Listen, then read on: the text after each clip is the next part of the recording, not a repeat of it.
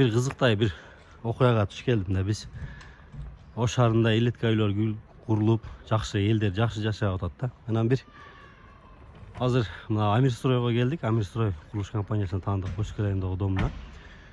Холодильник мына жителдер почти 100% жашап калган да. 2 лифт бар экен. Бирок штраф салабыз деп холодильник, стиральный машиналарды салдырбайт экен да. Ошол стиральный машина менен холодильникти көтөрө албаган лифттин зачем кереги бар? Неге мындай арзан пуфлону коесуңар дейм да. Муну азыр мына 12-чи этажда, 11-чи этажда жашагандар эртең кандай кылат? Грузчик өмүр бою грузчик жалдап өтөбү. Шуну мындай караштырып неме кылып койсоңор, уят да, бул туура эмес да негизи.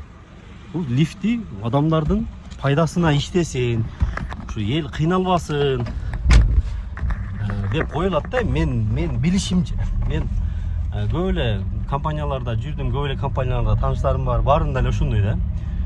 Лифттерди коюп беришет, башка кылып беришет. Эгерде лифтке мүмкүн болсо, компания өзү кызыкчылык болот да, мындай работниктерин жөнөтүп чыгартып, же крандары менен чыгартып берет. Анан бул азыр лестница менен алып чыккыла дегени туура эмес. Анан лестницасы дагы баягы эски үйлөр бар го, мына 106-чы, 104-чү серия, ошондой кылып тар кылып койгон да, мына элиткаларды. Ошол туура эмес достор. Амирстрой эгер угуп аткан болсо, ушундай бир чара колдонуп, жителдердин эмесин кылып койгула.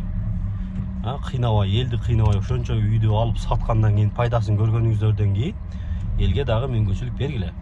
Элди антип кыйнабагыла. Болбосо элиткадан үйдү эмнеге алышат адамдар? Болбосо лифт колдонгону мүмкүн эмес деп койгула, башка үйлөрүңөрдөн эч ким албай коет.